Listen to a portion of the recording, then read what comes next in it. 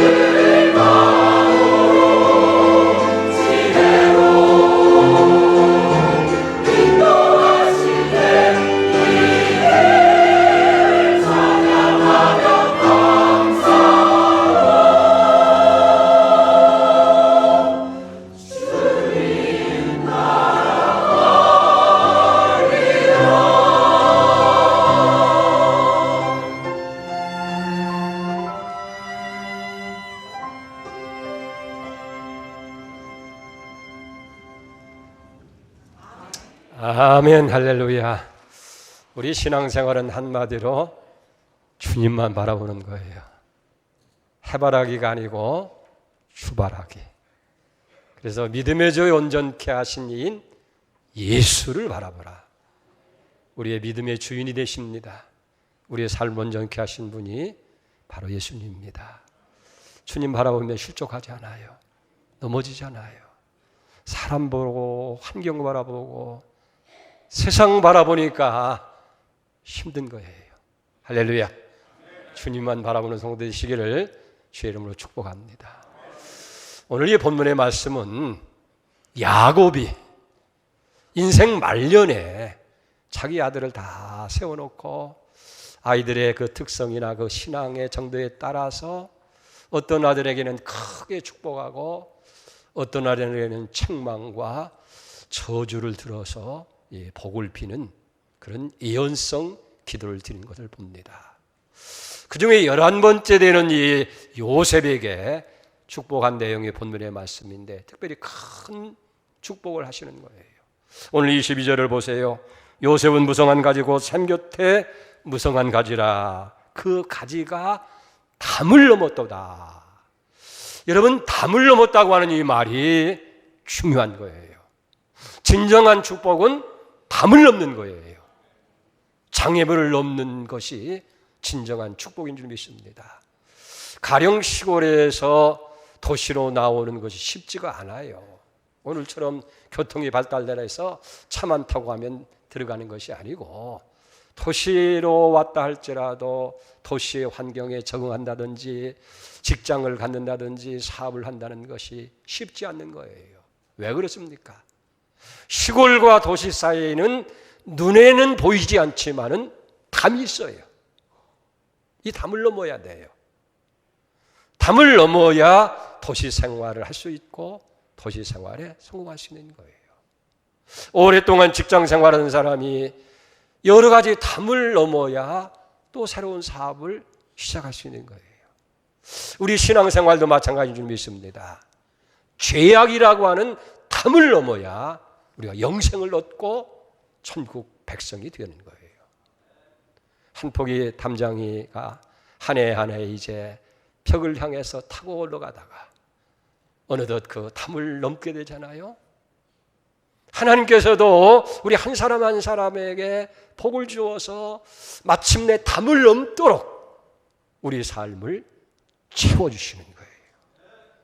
오늘 담을 넘는 그런 축복이 여러분의 삶에 이루어지기를 축원을 드립니다. 근데 하나님께서 우리에게 담을 넘는 축복을 주실 때 첫 번째 뭐를 하시냐고 하면 꿈을 주시는 거예요. 미래에 대한 원대한 꿈을 주셔서 담을 넘게 하는 거예요. 여기 야곱의 이 자손들이 12명이나 되잖아요.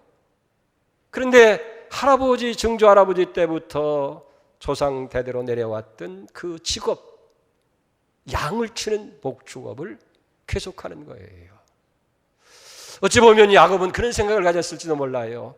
야, 12아들이나 되는 이 아들 중에 한두 놈은 그저 넓은 세상으로 내보내고 싶고 큰 도시로 가서 성공하는 삶을 살기를 기대했는지 몰라요. 그러나 그게 쉽지가 않아요. 왜 그러냐면 저들은 유명민이었습니다. 힘이 없고 능력이 없는 떠돌이 유랑민에 불과한 거예요. 그러니까 무슨 자녀들을 가르친다든지 또 도시로 내보내서 무슨 일을 하게 하는 그런 역량이 전혀 없었다는 거예요. 그런데 이런 가정의 11번째 아들 때는 요셉에게 하나님께서 꿈을 주시는 거예요. 그 꿈이 뭐예요? 우리가 잘 아는 대로 어느 날 요셉이 꿈을 꾸니까 12이 단이 보릿단이 서 있는데 11단이 자기 탄인 그 절을 하는 거예요. 그리고 또 꿈을 꾸니까 하늘의 11별과 달과 별이 자기에게 절하는 꿈을 꾸게 하신 거예요. 여러분, 꿈이라고 하는 것은 꾸고 싶다고 해서 꾸어지는 것이 아니라 꾸어지는 거예요. 그러니까 하나님께서 요셉에게 꿈을 꾸시도록 꿈을 주셨다는 거예요. 그 꿈이 이제 자신들의 장벽을 넘어서 그 담을 넘어서 세계를 열어나가는 그런 꿈을 주신 거예요. 나중에 그 꿈 얘기를 들은 야곱이 뭐라고 얘기를 합니까? 창세기 30장 10절입니까? 아버지 야곱은 요셉의 말을 마음에 간직해 두었더라고 할 만큼 야곱도 기대를 갖게 하는 그런 꿈을 주신 거예요. 하나님은 우리에게 계속해서 뻗어나가는 그런 꿈을 주시는 줄 믿습니다.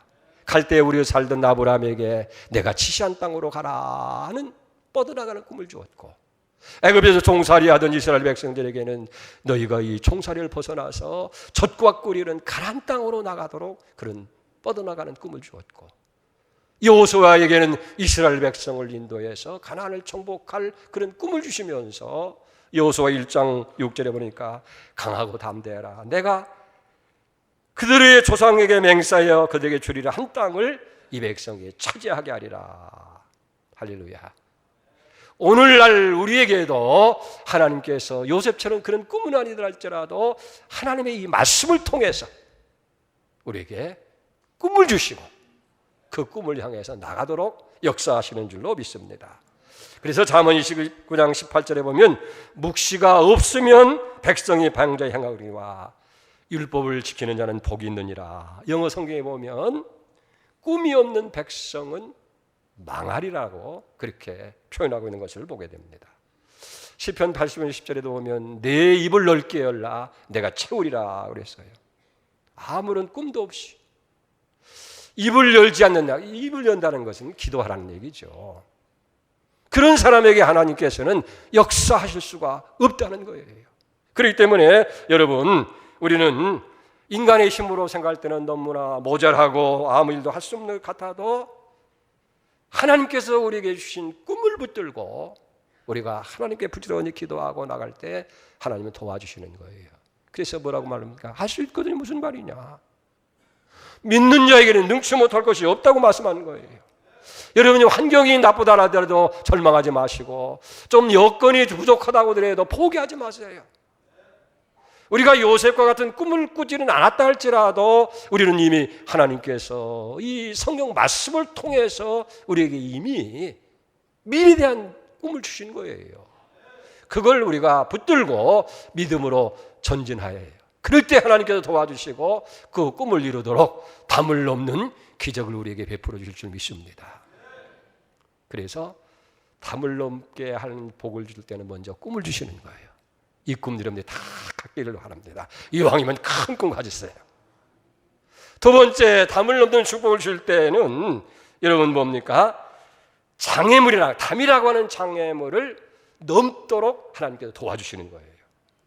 창세기 30장 20절에 보니까 루벤이 또 그들에게 이르되 피를 흘리지 말라, 그를 광야 그 구덩이에 던지고 손을 그에게 대지 말라 하니 이는 그가 요셉을 그들의 손에서 구출하여 그의 아버지에게로 돌려보내라 함이었더라. 형들이 요셉을 죽이려고 하는데 하나님께서는 담을 넘도록 도와주시는 거예요. 그래서 30장 28절에 보니까 그때 미디안 사람이 상인들이 지나가고 있는지라 형들이 요셉을 구덩이에서 끌어올리고 은 20에 그를 이스마엘 사람들에게 팔매 그 상인들이 요셉을 데리고 애굽으로 갔더라. 여러분 뭘 얘기합니까? 이제 요셉이 하나님이 주신 그 꿈을 향해서 담을 넘는 과정을 여기 말씀해주고 있는 거예요. 살고 있는 지역에서 국격의 담을 넘고 인종의 담을 넘고 문화의 담을 넘고 종교의 담을 넘어서 애굽이라고 하는 곳으로 여기 가게 되어지는 거예요. 물론 형들이 이스마엘 장사꾼에 팔아버렸고 장사꾼들은 이스마엘 장사꾼들은 요셉을 사간 건 사실이에요. 그러나 진정한 의미에서는 뭐예요? 하나님께서 그들 손에 팔리게 하셨고 그런 모든 과정을 통해서 지금 요셉의 꿈을 이루어가는 거예요. 근데 여기 우리가 하나 기억할 것이 있는데 그거 뭐냐 하면 꿈이라고 하는 것은 아픔을 통해서 이루어진다는 거예요. 꿈이라고 하는 것은 어떤 고통을 통해서 그 과정을 지나서 여물어가고 만들어져 간다는 거예요. 때로는 절망을 경험하면서 꿈을 만들어가게 하는 거예요. 그렇기 때문에 이 담을 넘는다고 하는 건 쉬운 일이 아니에요. 그러나 담을 넘는 결과는 너무 값지고 아름다운 것이 아니겠느냐 하는 얘기예요. 어찌 보면 담을 넘는다는 그 담 자체가 장애물이 될 수 있는 거예요. 그리고 이 장애물을 극복할 때에 비로소 담을 넘어서 뻗어가는 가지가 되는 복이 임하게 된다는 거예요. 여러분, 요셉이라고 하는 사람은 얼마나 장애가 되는 담이 많았어요. 어머니 라헬이 일찍 세상을 떠납니다. 이복 형제들이 10명씩이나 있어가지고 다 형들이에요. 미워하고 시기하고 구박하고 박해를 하고 형들이 담이었어요. 이스마엘 장사꾼에 팔려서 멀리 이국으로 끌려가게 되어지고 애굽에 가서는 보디발이라고 하는 사람의 집에서 노예 생활을 해야 되고 또 그 집안에는 안주인이 요상스러워가지고 그만 모함을 받아서 억울하게 감옥에 갇히는 신세가 되어지고 얼마나 억울하고 얼마나 힘든 일이냐 하는 거예요. 그러나 요셉은 그런 모든 담을 넘어서 드디어 애굽의 총리가 되잖아요. 창세기 41장 38절에 보니까 바로가 그의 신하들에게 이르되 이와 같이 하나님의 영에 감동된 사람을 우리가 어찌 찾을 수 있으려 하고 또 40절에 보면 너는 내 집을 다스리라 내 백성이 다 내 명령에 복종하리라. 내가 너보다 높은 것은 내 왕자뿐이니라. 애굽을 다 통치하는 최고의 권자에 있게 됐다는 거예요. 17살에 노예로 팔려간 후 30세의 총리가 되기까지 13년 동안 수많은 장애의 담을 넘어야 했어요. 그래서 고통을 당하고 때로는 절망을 하고 때로는 눈물을 흘려야 했던 딸들이 수도 없이 많은 거예요.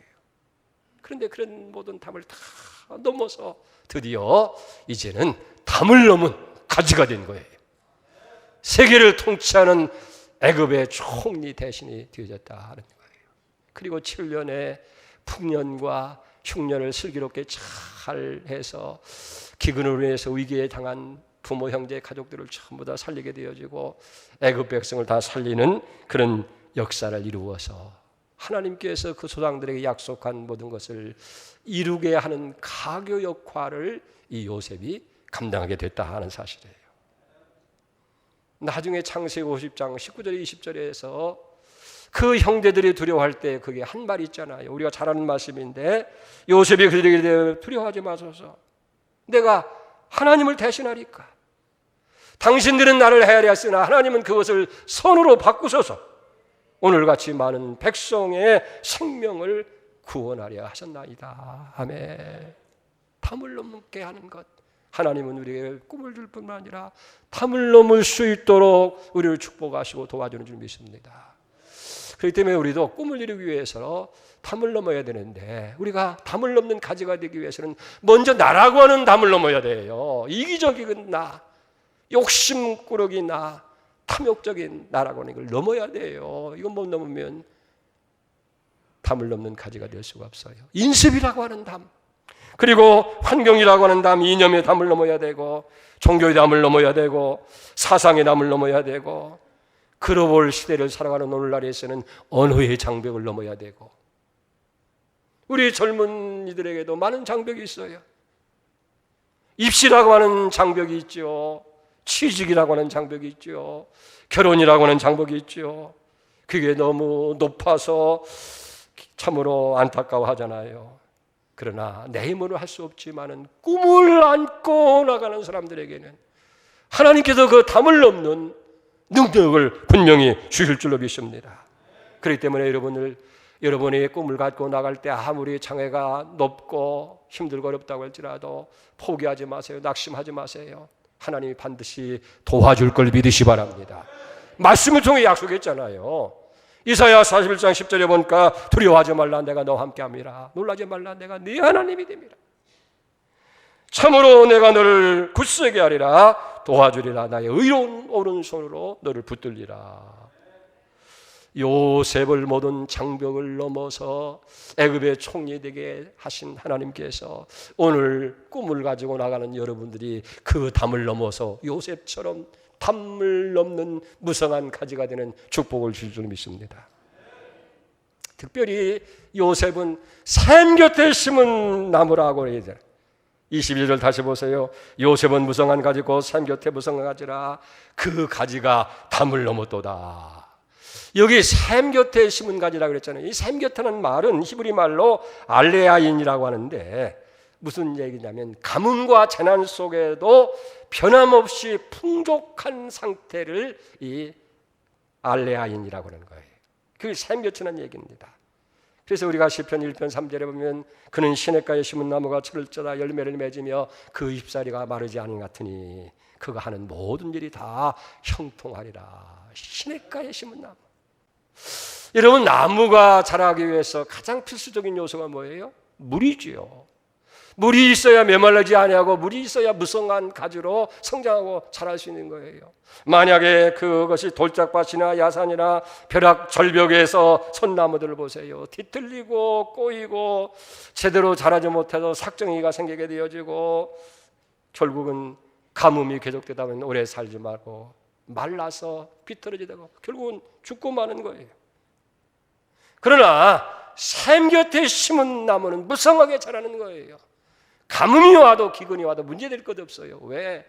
그 샘의 뿌리를 깊이 내리고 있으니까 거기서부터 오주는 생수를 통해서 싱싱하게 자라서 담을 넘는 가지가 되어지고 그 가지가 담을 넘어서 그늘을 만들게 되고 많은 열매를 맺어서 많은 사람들에게 유익을 주는 그런 나무가 되어줄 줄 믿습니다. 그런데 여기 샘이라고 하는 것은 영적으로 하나님을 지칭하는 거예요. 구속사적인 입장에서는 우리 주님 예수 그리스도를 가르치는 줄 믿습니다. 여러분, 땅의 샘은 마르지만은 하늘의 샘은 절대로 마르는 일이 없는 줄 믿으시 바랍니다. 그래서 요한복음 4장 14절에 보면 내가 주는 물을 마시는 자는 영원히 목마르지 아니하리니 내가 주는 물은 그 속에서 영생토록 솟아나는 샘물이 되리라고 하고 있어요. 그렇습니다. 우리 주님이 샘물이에요. 영원히 마르지 않은 샘이 될 줄 믿습니다. 그리고 우리 믿는 성도는 전부 다 그 영원히 마르지 않는 샘에다가 뿌리를 내리는 사람들이라는 얘기예요. 그러니까 가뭄이 없어요. 목마를 이유가 없다는 얘기예요. 마치 요한복음 7장 38절에 나를 믿는 자는 성경에 이른 것 같이 그 배에서 생수의 강이 흘러내리라. 항상 하나님의 생수의 강으로 충만한 거예요. 우리는 영원한 샘물이신 예수 그리스도에게 우리의 삶을 뿌리를 내렸기 때문에 세상에 가뭄이 와도 마르지 않는 거예요. 세상에 기근이 와도 우리는 풍족하게 될 줄로 믿으시기 바랍니다. 지금 세상은 모든 것이 다 가뭄이 들어서 모든 사람들이 목말라 하잖아요. 경제가 흔들리고 삶이 점점 어렵다고들 아우성칩니다. 사랑이 메마르고 인정이 메마르고 인심까지 메말라버린 거예요. 그렇지만 우리 그리스도인들은 영원토록 목마르지 않게 하시는 생수가 되시는 주님께서 공급해 주시기 때문에 목마를 이유가 없다는 거예요. 우리는 모두가 다 무성한 가지가 돼서 이스라엘 땅을 넘어서 온 인류에게 구원의 복과 풍성한 삶을 주는 것처럼 담을 넘어 축복을 받아서 지역을 넘고 민족을 넘고 세계 속에 영향력을 끼치는 담을 넘는 가지가 되는 민족 될 줄로 그렇게 믿습니다. 그 은혜가 다 여러분에게 있는 거예요. 오늘은 우리 민족이 일제 해방에서 해방된 지 74주년을 맞는 광복주일로 지키게 됩니다. 역사의 주관자가 되시는 하나님께서 우리 민족에게 광복의 기쁨을 주셨다는 얘기예요. 그렇게 강함하기만 하고 승승장구하던 일본이 하루아침에 갑자기 패망을 당하고 항복함으로 인해서 이렇게 세상이 변화될 줄로 꿈맨들 생각을 했겠느냐는 얘기예요. 그런데 우리 민족에게 주어진 이 해방 전적으로 하나님의 손길에 의해서 주어진 줄로 믿습니다. 마치 성경 시편 26편에 보면은 이제 이스라엘 백성들이 바빌론 포로에서 해방될 때 저는 이렇게 기쁨을 노래합니다. 여호와께서 시온의 포를 돌려보내실 때 우리는 꿈을 꾸는 것 같았도다. 그때 우리 입에서는 웃음이 가득하고 우리 혀에는 찬양이 찼었도다. 그때의 문나라 가운데서 말하기를 여호와께서 그들을 위해서 큰 일을 행하셨다 하였도다. 여호와께서 이를 위해서 큰 일을 행하셨으니 우리는 기쁘도다. 시온의 포로로 돌려보낼 때 우리는 꿈을 꾸는 것 같았다. 도저히 현실적으로 불가능한 일이 이루어졌다는 얘기예요. 엄청나고 크고 놀라운 일이 일어났다는 말이 꿈 같다고 얘기하지 않습니까? 여호와께서 우리를 위해서 큰 일을 행하실 때 우리는 마치 꿈을 꾸는 것 같았다. 74년 전 우리 민족의 해방도 마찬가지인 줄 믿습니다. 상상하지 못했던 일을 하나님이 이루신 거예요. 마치 바사왕 고레스를 통해서 바벨론을 멸망시키고 이스라엘 백성들을 포로에서 해방되어 돌려보낸 것처럼 승승장구하던 일본을 연합군과 미군이 패망시키고 우리에게 해방의 기쁨을 주게 된 줄 믿습니다. 하나님이 큰일 하신 거예요. 어느 날 갑자기 이루어진 거예요. 우리 민족의 통일도 이렇게 갑자기 극적으로 이루어질 줄 믿습니다. 그래서 우리로 하여금 이제 민족의 담을 넘어서 세계의 축복의 도구로 담을 넘는 가지로 쓰어주는 은혜가 임하게 될 줄 믿습니다. 정말로 꿈꾸는 같은 일이 일어나게 될 것을 기대하시기 바랍니다. 그런데요, 언제나 하나님은 준비된 자들에게 그 꿈을 이루게 하시는 거예요. 우리가 이 담을 넘기 위해서, 담을 넘는 가지가 되기 위해서 우리가 넘어야 할 몇 가지 담이 있습니다. 첫째는요, 잘 들으세요. 우리의 이기적인 독선, 개인적인 탐욕의 장벽을 넘어야 되는 거예요. 왜 이 나라가 혼란스럽습니까? 경제가 어려워서입니까? 정치가 잘못됐습니까? 아니에요. 이기적이고 독선적이고 탐욕으로 가득 차진 오늘 민족의 이 정신이 문제가 되는 거예요. 좀 힘들고 어렵더라도 서로 양보하고 배려하고 서로 도울 때 경제 문제도 해결될 수 있는 거예요. 정치 문제도 해결될 수 있는 거예요. 교회의 역사 모든 것들이 다 해결될 수 있겠는데 양보가 없는 거예요. 배려가 없는 거예요. 모두가 자기중심적이고 이기적입니다. 믿는 사람이나 믿지 않는 사람이나 절대로 손해를 보려고 하지 않는다는 거예요. 제가 태국을 여러 번 갔습니다마는 이번에 태국을 오면서 깊이 관찰할 수 있는 기회를 가졌습니다. 태국이라는 말은 원래 영어로는 타일랜드라고 하는데 그 뜻은 자유의 나라, 또 별칭을 미소의 나라라고 합니다. 왜 그렇습니까? 그들의 문화는 친절과 배려와 양보와 여유가 있는 거예요. 무질서하면서도 질서가 유지되는 거예요. 그 방콕 시내가 1,500만이 있는데 서울 트래픽은 이건 문제가 아니에요. 교통지옥인데. 근데 이상한 것은 말이에요. 우리 그 픽업하시는 목사님이 방콕교회 한인연합교회 김용수 목사님이 우리를 태우고 가는데 얼마나 난폭 운행을 하는지 말이에요. 막 시간이 급하니까 그런데 막 가면서 뭐 칼 이게 끼어드는 게 칼 끼어드리라고 하잖아요. 와, 그러면 큰일 날 줄 알았는데요. 그래도요, 크락션 누르는 사람이 하나도 없어. 그래서 내가 물어봤어요. 목사님, 그래도 괜찮습니까? 그랬더니, 아유, 잘 양보해요. 다 그냥 넘어가요. 그 도심지를 이렇게 보면 아주 현대식 빌딩들이 숲을 이루어요. 그 개천, 근데 도시를 흐르는 그 개천에 보니까 우리 7, 80년도에 청계천의 그 판잣집들이 그대로 있는 거예요. 제가 깜짝 놀라서 물어봤어요. 아니, 목사님, 어떻게 저런 것을 저게 40년 전이나 지금이나 똑같이 이렇게 그대로 있습니까? 그랬더니, 그게 뭐 자유롭게 그렇게 하는 거예요. 그래요.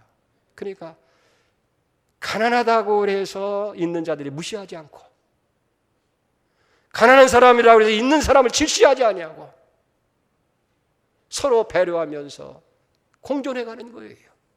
그러니까 그 도시 속에 우리 같으면 얼른 정책적으로라도 그걸 하고 깨끗한 도시를 만들 텐데 그러지 아니하고 가난한 사람들은 가난하게 살게 하고 부자 사람들은 부자대로 살면서 서로 공존하고 협조해가는 아름다운 모습을 가져가는 거예요. 목사님이 감동적인 얘기를 해요. 얼마 전에 우리 한국의 고위 외교관이 이 방콕에 와서 외교하는데 그 직원들을 보니까 별 볼일 없는 사람처럼 키도 작고 또 그래서 굉장히 무시했대요. 그런데 우리 한국 사람은 갑질 잘하잖아요. 조금 약한 사람들한테는 그냥 지어받고 그러는데 근데 그분이 4년 근무를 마치고 떠나면서 무슨 얘기를 했냐면 크게 겸손히 절을 하면서 직원들에게 형님들 잘 배우고 갑니다. 아멘 할렐루야. 얼마나 아름답고 멋진 모습이냐는 얘기예요. 이번 히스라이프 뮤지컬 공연을 하는데도 학생들이 첫날은 많이 들어왔어요. 1000여 명이 넘는 학생들이 오는데 전부 다 질서를 다 지키는 거예요. 자기 차례가 올 때 서로 먼저 들어가려고 아우성치냐 뛰는 애도 없고 인솔하는 교사에 의해서 다 앉으라면 앉아있고 다 하는 거예요. 뮤지컬이 2시간 동안 계속되는데 전부 다 영어로 하기 때문에 물론 중간중간 태국말로 멘트를 해야겠지만은 그 아이들이 뭘 다 알아듣겠어요. 근데 화장실을 가는 아이도 조용히 나와서 또 그러면 옆에 있는 인솔하는 교사가 아이를 데리고 화장실까지 갔다가 다시 앉아서 2시간 동안을 가만히 하는 모습을 보면서 감동을 받았어요. 야, 우리 아이들 같으면 난리 나고 야단법석이고 뒤틀고 아우성을 치고 뛰어나가고 할 텐데 끝까지 그런 하는 모습을 보면서 야, 우리가 정말 배우고 가르쳐야 할 것이 양보하는 일이고 배려하는 일이고 서로가 질서를 지키는 것이다 하는 것을 느끼게 된 거예요. 여러분, 이 이기적인 것, 이 독선적이고 나중심만 하는 이 장벽을 못 넘으면 우리는 세계로 나가는 민족이 될 수가 없는 거예요. 오늘 뭐 학생들 인권이라고 그래서 학교에서 나무라지도 못해요. 체벌도 못해요. 선생들이 벌벌 떨어야 돼요. 그런데 보니까 선생을 존경해요. 선생은 겸손한 마음으로 아이들을 최선을 다해서 돌봐요. 우리 어렸을 때 그랬는데 왜 나라가 이 꼴이 됐는가? 무엇이 우리를 이렇게 만들었는가? 이기적이고 독선적이고 탐욕적인 이 담을 넘지 않고는 우리는 희망이 없는 거예요. 기도해서 됩니다. 두 번째 넘어야 할 담이 있습니다. 무법과 무질서를 버려야 하는 담입니다. 여러분 생각해 보세요. 1945년 8월 15일 광복은 쟁취해서 얻은 것이 아니고 주어진 거예요. 그리고 38선을 기준으로 해서 북쪽은 소련이, 남한은 미군이 신탁 통치를 3년이나 했잖아요. 그리고 1948년 5월 10일 남한만이 유엔 감시하에 총선을 통해서 국회를 개원하고 헌법을 만들어서 비로소 1948년 8월 15일에 유엔이 인정하는 유일한 합법적인 대한민국 정부가 수립됐습니다. 비로소 미 군정이 종식되어지고 대한민국이라고 하는 제대로 주권을 가진 국가를 이루게 된 거예요. 그러니까 어떤 의미에서 진정한 독립은 45년이 아니라 3년 후인 1948년 8월 15일에 주권국가를 설립하는 그때가 아닌가 그렇게 생각됩니다. 그런데 1948년 8월 15일 탄생한 대한민국 정부는 헌법과 국가 정책의 기본을 자유와 민권에 두었어요. 여러분, 자유와 민권 지금 우리가 흔히 쓰고 많이 아는 거지만은 당시 자유와 민권이라고 하는 것은 우리 5천 반만 년 역사 속에서 한 번도 들어본 일도 없고 실행해보지도 못한 그런 생소한 이름이었어요. 그런데 우리나라를 건국하는 우리의 선열들은 그런 지혜를 가진 거예요. 용기를 가진 거예요. 새로 이른 이 대한민국은 자유와 민권을 국가의 방향 정책으로 삼는다. 여러분, 이 귀한 거예요. 생각해 보세요. 만약 당시 남한에서나마 자유와 민권을 포방하는 대한민국이 건설되지 않았다고 한다면 오늘 한반도의 전부가 뭐가 됐을 거예요? 인민주의? 결국 인민공화국으로 되었거나 아니면 저 동남아시아에 있는 저개발 국가의 하나로 남아있지 않겠느냐 하는 거예요. 그렇기 때문에 자유시장 경제와 자유민주주의를 기본하는 이 헌법 정신을 흔드는 어떤 정책이나 어떤 세력이라도 우리는 그 담을 단호히 넘어야 돼요. 그래서 우리에게 주신 이 자유와 민권, 이걸 바로 세워나갈 때 우리는 담을 넘어서 세계를 향하는 뻗는 가지가 될 줄로 믿습니다. 마지막으로 더 큰 꿈을 가진 민족의 역량을 키워가기 위해서는 모든 장애의 담을 넘어야 되는 거예요. 2019년 올해 광복절은 어려운 경제 상황과 일본의 수출 규제 조치와 미국과 중국의 무역 전쟁으로 오는 피해, 계속소화되는 북한의 미사일 발사, 러시아의 영공 침범 등 온 나라가 불안과 혼돈 속에서 맞이하는 광복절 아닙니까? 우리가 그 혼란에 뒤덮여 있던 74년 전 국제정치를 새롭게 대처하고 나라를 바로 세우면서 자유와 민권을 기반으로 하는 국가를 표방해서 오늘날 세계 속에 귀한 나라를 만들게 한 선열들의 그 용기와 지혜들을 우리는 다시금 기억하고 오늘날 우리의 삶에 배워가야 할 줄 믿습니다.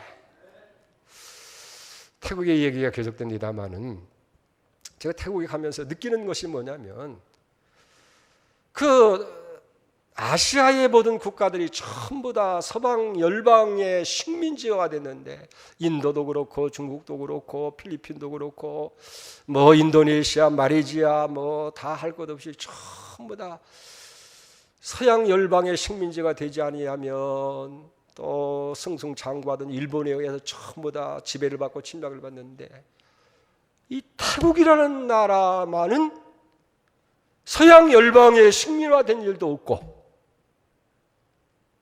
그 강력했던 일본에 의해서도 침략을 당하지 아니하고 어떻게 나라가 이렇게 편안한 나라가 됐는가? 그 목사님한테 물어봤어요. 비결이 뭡니까? 그랬더니 그 김영신 목사님 대답해 얘기해요. 목사님, 일례로요. 이 나라 지도자들의 슬기입니다. 지혜입니다. 그러면서 예를 드는 거예요. 일본이 이제는 중국을 점령하고 라오스를 점령하고 필리핀을 점령하고 그 다음에 베트남 다 하고 나서 이제는 버마로 진출하기 위해서 태국을 점령해야 할 텐데 구실을 만들어야 되잖아요. 전쟁을 구실. 그래서 태국 정부에다가 우리가 버마하고 지금 미얀마라고죠. 전쟁을 해야 할 텐데 길을 열어라.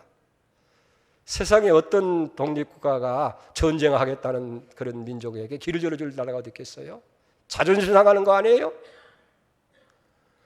그러니까 틀림없이 이 사람들이 안 오면 때려 부수려고 다 준비를 하고 계획을 세웠는데 태국이 길을 열어주겠습니다. 그 일본이 깜짝 놀랐다는 거예요. 자기 작전이 바뀐 거예요. 전략이. 부수려고 그랬는데 태국이 문을 열어주는 거예요. 그래서 길을 열어주어서 군대들이 갈 수 있도록 철로를 놓게 되고 또 군수물자를 도와주고 뭐 쌀이 남아도니까 군량미를 도와주고 그래서 태국이라는 나라는 일본의 지배도 받지 않고 전쟁에 휩쓸리지도 않고 다 평화하게 됐다는 거예요. 이게 고도의 정치하는 사람들의 일이에요. 자존심이 밥 먹여줘요? 아니죠. 예? 괜히 백성들의 마음만 올리려고 자존심 내세우고 거기 현혹되지 마세요. 오늘 아침에 오늘 장로님이 그런 얘기돼요. 이또 히르부미가 그게 한 말이 있다라고. 그 후손들에게 한국 걱정하지 않아도 된다고, 다 놓고 가도 괜찮다고 그런 얘기를 했다는 거 일찍이. 왜 그러냐고 보니까 한국은 뒤에서 감정만 부딪히면 지들끼리 싸워가지고 뭐 그렇게 문제가 생기고 만다는 거예요. 지금 꼴이 꼭 그런 꼴이에요. 예? 여러분 지혜를 가지고 슬기를 가지고 해야 돼요. 우리의 이 광복은 쟁취해서 얻은 것이 아니라 하나님이 주신 것이에요. 그리고 이렇게 세계 속의 한국이 된 것은 우리 선열들의 지혜와 용기의 결단으로 자유민주주의를 신봉함으로 인해서 선진 대한민국을 이룬 게 아니겠어요. 그리고 이런 대한민국이 만들어질수록 있을 수 있도록 역사하신 분이 하나님이시라는 거예요. 그러니까 먼저 하나님께 감사하는 우리 민족이 돼야 되고요. 또 하나 결코 잊어서는 안 되는 것은 이 한국이 유일한 남한만이라도 합법적인 정부를 만드는데 도움을 준 나라들이 있다고 말이에요. 이 합법적인 정부를 때려부수려고 공산주의들이 전쟁을 일으킨 게 6.25 전쟁 아니에요. 그런데 이 합법적인 대한민국 자유민주를 선봉하는 이 나라를 지키기 위해서 그들이 와서 희생해서 피를 흘려주고 많은 물질을 도와줘서 이 나라를 지켜준 거예요. 그게 없으면 우리 대한민국이 오늘 있을 수가 없는 거예요. 그게 미국이고, 미국은 5만이나 와서 희생한 거예요. 죽은 사람이. 얼마나 많은 전쟁 물자를 우리에게 주어졌어요. 그리고 UN 16개국 그리고 많은 나라들이 우리를 도와서 자유민주를 소화할 수 있도록 하는 거. 그 고마움을 잊어서는 안 되는 거예요. 감사하는 마음을 자꾸 표현하는 거예요. 미국 사람을 만나면. 나는 미국에 가서 처음 세르비던 그 노예에서 우리 노래를 대표해서 자매기를 하면서 얘기할 때 다른 얘기 안 했어요. 당신들은 고마운 나라다. 은인의 나라다. 첫째는 당신들이 우리에게 복음을 주었다. 아벤젤라와 언더우드를 주었고, 두 번째는 6.25 전쟁이 왔을 때에 당신들이 우리나라에 와서 싸워주었다. 우리 생명을 주었다. 그리고 많은 물자를 주어서 오늘 대한민국을 이루게 했다 했더니 다 일어나서 박수 치고, 동양에서 와서 조그마한 사람이 미국 사람들한테 무슨 박수를 받을 일이 어디 있겠습니까? 그런데 당신들이 고맙습니다. 당신들이 은인입니다. 그러니까 그들이 박수를 치는 거예요. 자기들이 한 일에 대해서 의심되지 않고, 야, 고마움을 느끼는 나라구나. 우리는 고마움을 표시해야 돼요. 자꾸 말해야 돼요. 지금 뭐 무역전쟁이니 뭐니 어떻고 했다고 해서 그런 것이 아니라 우리는 빚진 자예요. 복음의 빚을 지고 생명의 빚을 졌고 빚을 진 거 아니에요. 우리는 그들의 감사를 표할 뿐만 아니라 더 나아가서는 우리 대한민국 이룬 성취가 얼마나 커요. 세계 10대 이제는 무역 강국이 된 거 아니에요. 부자 나라가 된 거 아니에요. 이 성취를 가지고요, 우리는 이제는 세계 속에 우리는 나누고 베푸는 나라가 되겠다고 선포해야 돼요. 비전을 가지고 이해하게 하고 그렇게 나가는 민족이 될 때에 우리는 하나님의 축복으로 탐을 넘는 가지가 될 줄 믿습니다. 하나님께서 우리에게 비전을 주실 때는 먼저 여러분 꿈을 주시는 거예요. 꿈. 그래서 꿈을 꾸어야 돼요. 요셉처럼 밤에 꿈을 안 꾸더라도 말씀을 통해서 말씀을 붙들고 꿈을 꾸어야 되는 거예요. 이 말씀만 말씀하고 마치려고 합니다. 이번 방콕에서 히스라이프라고 하는 뮤지컬을 가지고, 그 히스라이프는 예수의 생애예요. 예수님의 출생으로부터 시작을 해서 그의 사역과 그 다음에 마지막 십자가에서 운명하고 성천한 데까지 그걸 뮤지컬로 만들어가지고 보여주는 건데, 다시 말하면 그냥 얘기한다면 그들이 믿겠어요? 문화라고 하는, 뮤지컬이라고 하는 이 콘텐츠를 통해서 하니까 자연스럽게 흡수가 되는 거예요. 이 태국이라는 나라가 7천만인데 기독교인의 천주교와 우리 합쳐가지고 1%도 안 되는 거예요. 70만이 안 되는 거예요. 이게 선교 브레이크입니다. 이게 불신나라에 완전히. 그 사람들이 받아들이겠어요? 근데 이 젊은 아이들이나 사람들에게 문화의 옷을 통해서 그들에게 이 복음을 보여주는 거예요. 예수님 일생들 다 눈으로 보고 귀로 듣고 그러다 보니까 자연적으로 마음에 받아들이게 될 때 언젠가는 그 씨앗이 열리면 맺게 될 줄 믿습니다. 아멘. 근데 제가 얘기하려고 하는 것은 이 히스라이프를 뉴욕에 있는 프라미스 교회가 하게 된 동기예요. 2000년대 초에 미주리주 브람스라고 하는 곳에서 상설극장이 있는데 거기서 히스라이프 미션이라고 하는 것을 통해서 이 예수님의 생에 대해서 계속한 거예요. 그분들이 한 6천 회를 했는데 3천만 명에게 그 뮤지컬을 통해서 복음을 전했다는 거예요. 목사님이 처음 그걸 보고 마음에 굉장히 감동을 받아서 3시간을 울었대요. 감동이 돼서.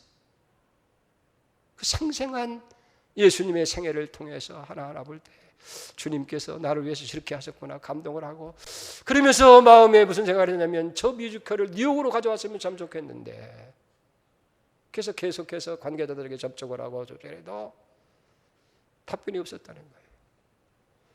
그 당신의 교회를 이제 맨해튼에서 퀸즈로 옮기면서 예배당을 지으려고 하는데 10년이 되도록 건축허가가 안 나온 거예요.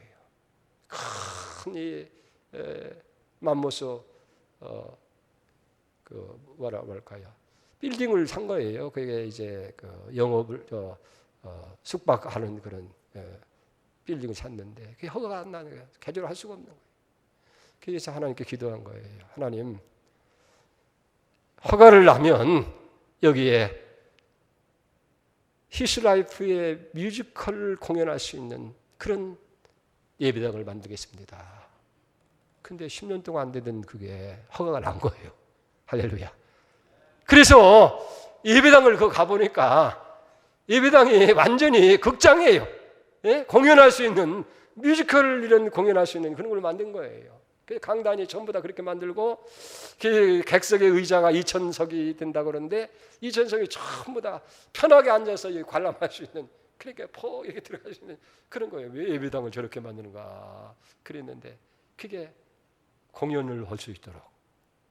근데 3년 동안 아무 연락이 없던 거기서 연락이 왔는데 우리가 재정난 때문에 이제 이 히스라이프 이 공연을 문 닫으려고 하는데 프라미스 교회에서 도움을 줄 수가 있느냐. 할렐루야. 받아온 거예요.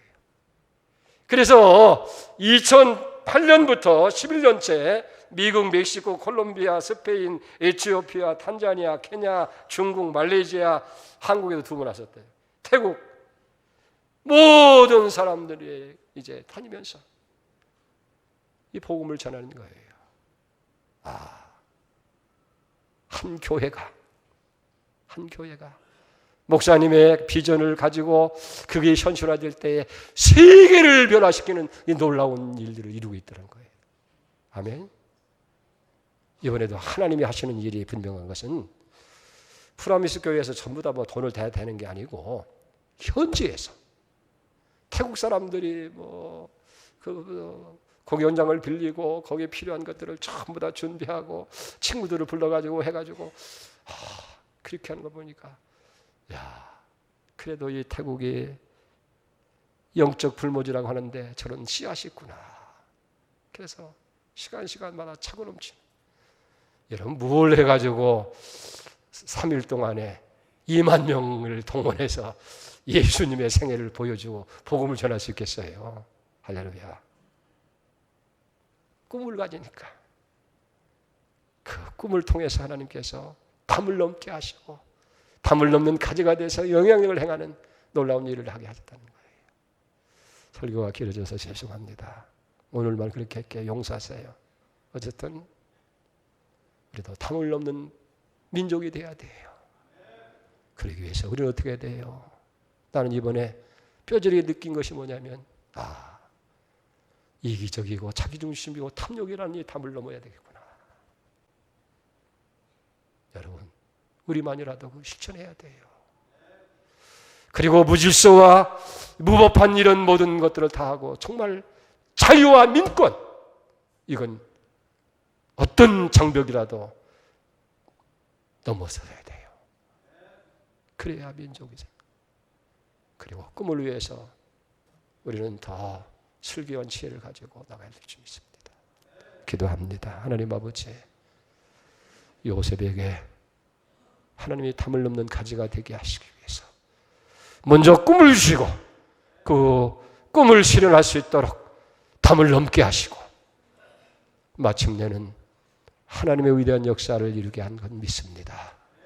오늘 우리에게도 꿈을 주시고 담을 넘게 하시고 그리고 샘 곁에 심은 나무처럼 가지가 싱싱해서 교회를 넘어 민족을 넘어 세계 속에 영향을 끼치는 민족으로 세워지게 해 주시옵소서.